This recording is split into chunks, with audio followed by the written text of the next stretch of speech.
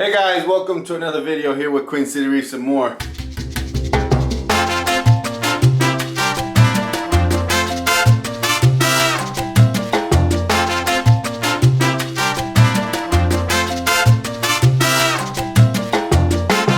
This is just a follow-up of the lights that I've mounted. I've actually disconnected them because now I'm working on the wiring. So I'm going to show you what it looks like right now because in case you missed the last video, which I'm hoping you do check out the previous videos. This is a continuance of how I'm getting where I'm at so far and eventually where I'll be.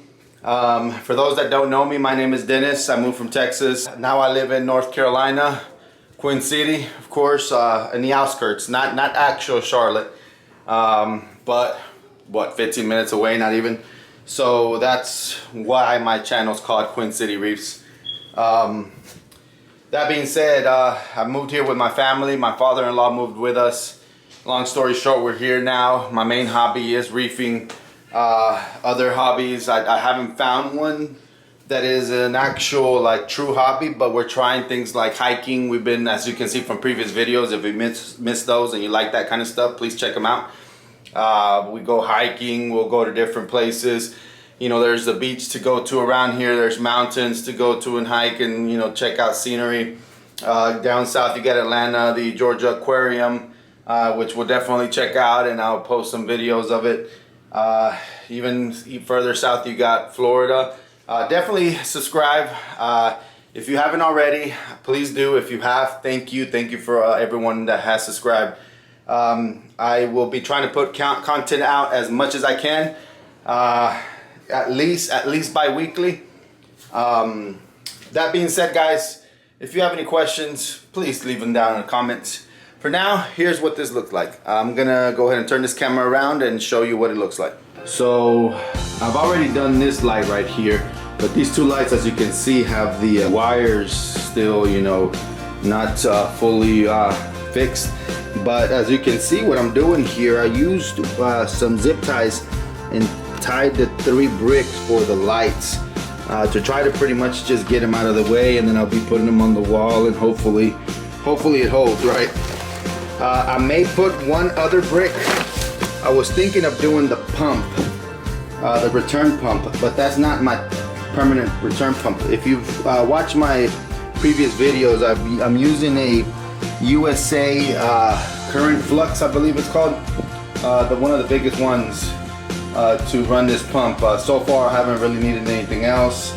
I'm barely putting lights now. I'm barely going to put corals, and so I haven't really needed anything. So I don't know if I want to put any pumps to where it's very tidy to the point where I can't then remove it in case I need to either service it or send it out because it messed up. I mean, same thing for the lights, right? But I feel the lights are some of the ones that are more capable of lasting the longest than any other equipment. So I'm gonna be mounting things with that in mind, you know, with wanting to service them. So at the end of the day, you're going to have some wiring that is not gonna look pretty. To me, I won't mind it. To you, I apologize if it bothers you. But for now, that's how it's going to be. So we'll see what I end up doing here. I am not going to record it or do a time lapse or anything like that. I'm showing you what it looks like right now, the before, the whole mess that I have everywhere here. I did talk about this Wi-Fi power supply and the controller, temperature controller there. And that's what I'm gonna be working on mounting as well. Aside from that, if you want to see like what I did here, well, I brought this line through here and passed it through the bottom side right here, and then moved it over to the top to then run it through the whole deal right here, the rivets. So I'm not sure what it's called, but again, I did talk about how I wasn't going to be able to pass them through here due to the small amount of space. And you know, if you are the type that is very picky and feels like you need to remove these lights, then by all means do so. It'll probably look even better. But that's how I'm going to be running them, as you can see. And then they'll come through the back of this and into the controller box. Now that I'm here, look at this top-down view of the tank here. I don't think I've ever shown this before. All right, guys, so this is gonna be again a before and after. I just feel that I wanna put music on it. So it's gonna take me some time to put everything the way that I want to do it. My wife is cooking, so then I'll pause it and then I'm gonna go eat. I'm gonna come back, I'm gonna, you know, get on a computer, do whatever. It's gonna be an all-day thing, but I have nothing else to do. It's Sunday, so definitely gonna work in here. So I'll see y'all in a minute. This is gonna take me a few hours probably.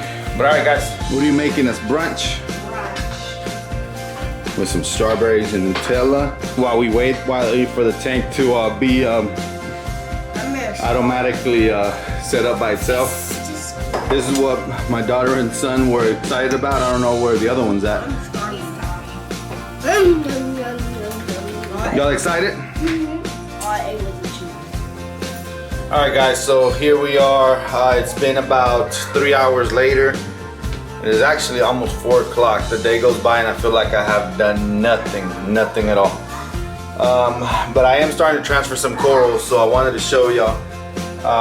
The parameters are almost identical, but you never know with these things. So I am doing a drip acclimation here. Here is the tank with the lights on. I guess let me show y'all what I've done so far when it comes to the cables. I am having trouble deciding how to put some equipment on here, but most of everything is in there. So here are the lights. They're mounted pretty much over this deal here. And then through the side of the box, of the control box. All right, so first I gotta get the lights to the intensity, the maximum intensity that I would plan to put on here. I figured while everything's acclimating over there, then I only have 5 corals out of about maybe a little bit more than a dozen corals that are gonna come in here. For now, I'm actually going to put SPS here because I am going to move the corals from the QT tank and put them upstairs because I feel that my tank upstairs is doing way better. The SPS, I plan on moving those SPS that I will move from upstairs to here. I plan on then moving them from here to the Mega Matrix after I'm done with the chemi-clean dosing that I'm doing over there in 48 hours. So, all right guys, we're gonna wanna see what the intensity is right under the light, right above the water line.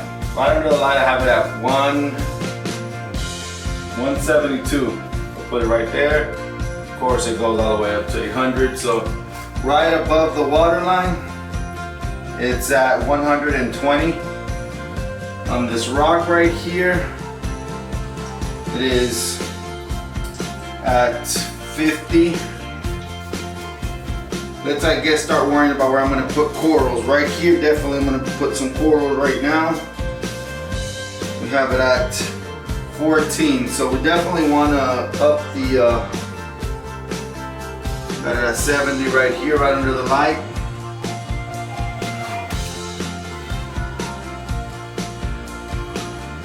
$38, $39.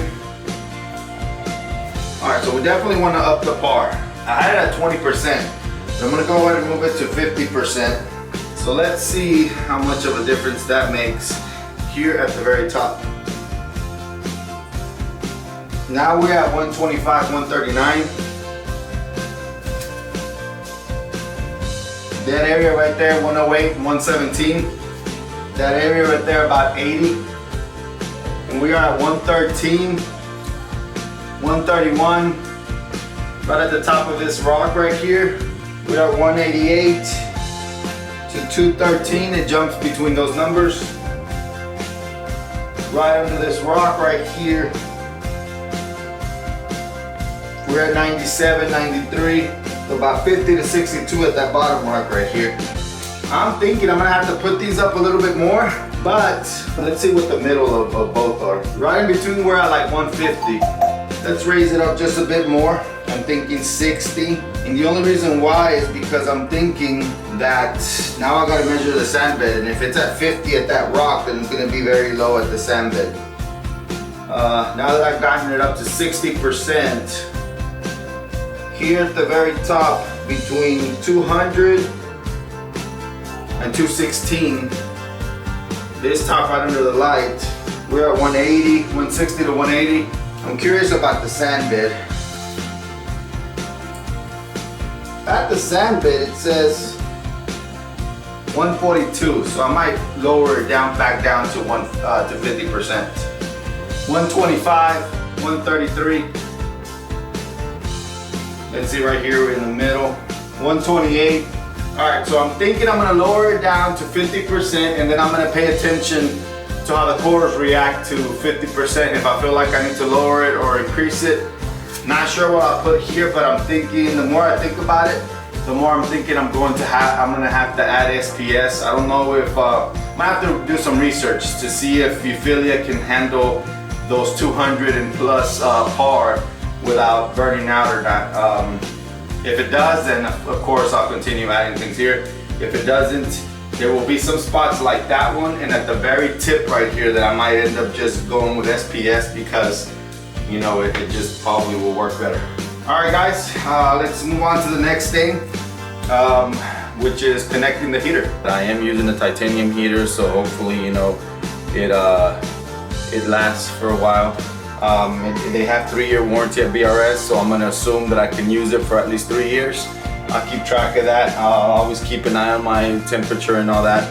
But that being said, it is a 600 watt titanium heater from BRS, which I'm going to connect to the Bayite temperature controller. So that's what I'll be doing right now.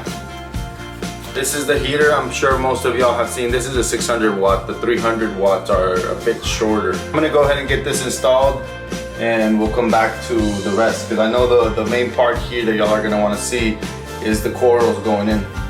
Me too, trust me. So while I'm working here, I don't know if you're able to hear this. Let me bring you closer. It sounds, I know I have you up close and personal, but I wanted the microphone to capture that. At 50%, all these, it seems like all these guys are just going out. Like, I mean, the fan is going at 50%, and the fans have to, oh, come on now. All right, so I will focus on this later because I am tired and I want to take a break for the day. These I'm gonna actually have to go to Home Depot. This is an extension cable that I had to connect to the back to where the heater, as far as the heater extension would reach. But I can tell you right now that I will need an extension for the heater, and I will need an extension for that area right there. For now guys, I was gonna show you how to set this up. I kind of started already, but I figured I'd start recording to show you what I did. So here, you'll see the power set up and down button. You pretty much just hit the set button and hold it. Then this SU is which temperature do you want to set it up at. I left it at 76. So you go up and down, of course, and you hit set to go to the next one. Here is the difference. When do you want the heater to kick in? When it's 0.5 differences, let's say you have it at 76, so if it gets down to 75.5, do you want to have it turn on, or do you want to give it more room for it to go on through its on and off cycles? And so in this case, being that I'm gonna have LPS in here, I will say that 1 degree, maybe even up to 2 degrees should be perfectly fine for these LPS. Well, it will save a lot, give these heaters more longevity, especially this device here that will be the one that's going to be turning on and off to turn on the heater, turn on and off the heater, and then the cooler whenever I get a fan. So you hit set for that, calibrate. So I'm going to trust that this is good out the box. I don't have anything to actually measure it with, nothing out of the ordinary that would be like a perfect temperature other than this. I'll have to read the directions on, but I'm assuming it has to do with a chiller. Alarm high, when do you want it to advise you that something's wrong with the tank? So in this case, it starts up very high, so if you press and hold, it will go through the numbers pretty fast. Since I have it at 2 degrees differential, I'm going to move it all the way up to 80. If it goes up to 80, I want it to set an alarm, and you know, I think it's an audible alarm. So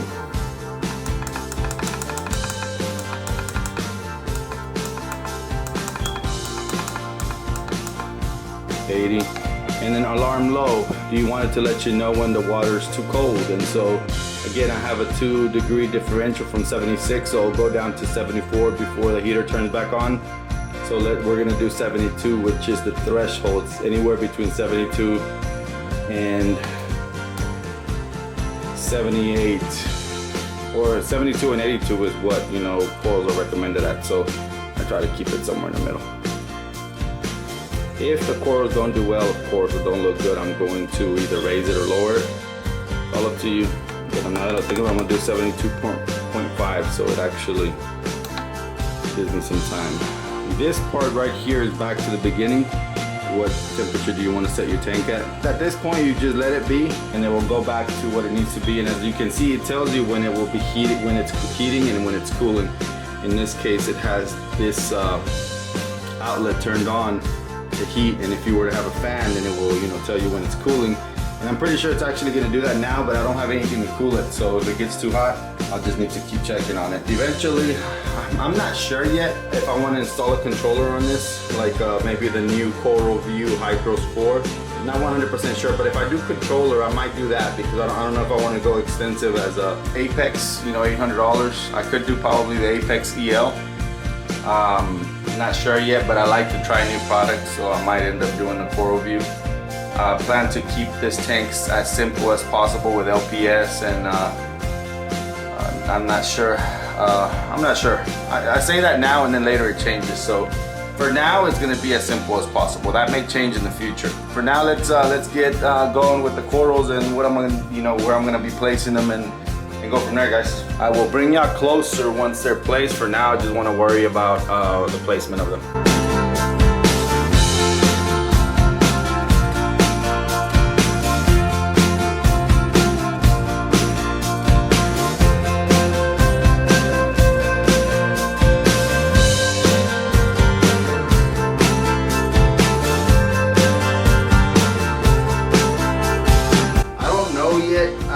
If I want to break them off the frag and then just glue the base with them.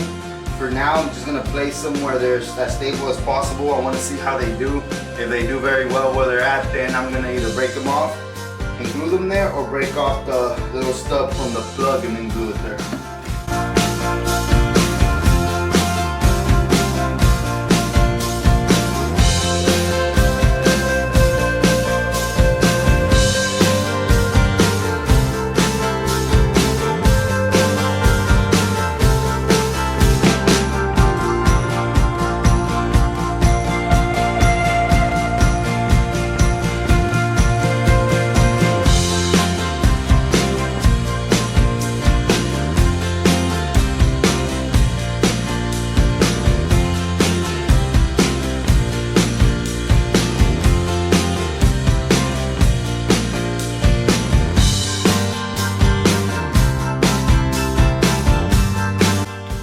And for those that stuck around, y'all get a nice little update right here. This happened 2 days after the previous clip.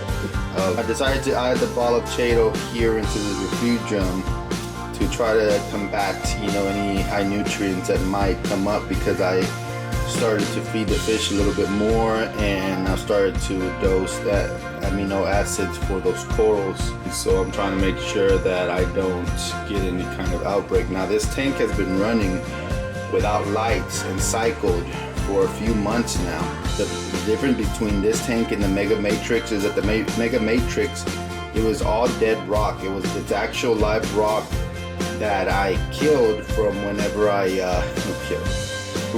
removed it from the 300 marine land. That I'm not sure, again, if you've been following me since the beginning, but I explained what happened with my marine land, and so it became dead, and, you know, dead organisms and everything. So I'm relating all the issues that I'm having with cyano and algae and all that to the rock needing to be cured prior to it cycling, right? So it cycled, but it also needed to be cured, and I started with the lights and everything, and so it's normal. Now this rock was dead rock. I mean, was dry rock, which to me, dry rock, man-made dry rock, means it shouldn't have any dead organisms that it's going to need to adjust to after the cycling, right? It doesn't need to be cured.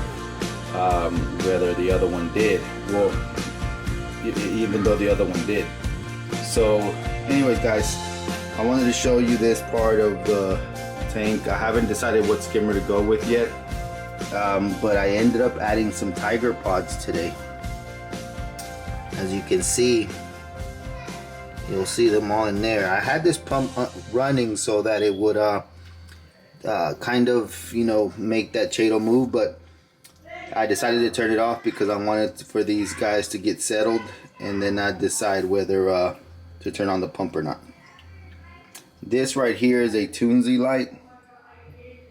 It's the white one. I didn't want to get the red one. I honestly don't like the red color, and so I figured this white one, I've seen it in other YouTube videos that it works in growing Chaeto. So that's really all I need.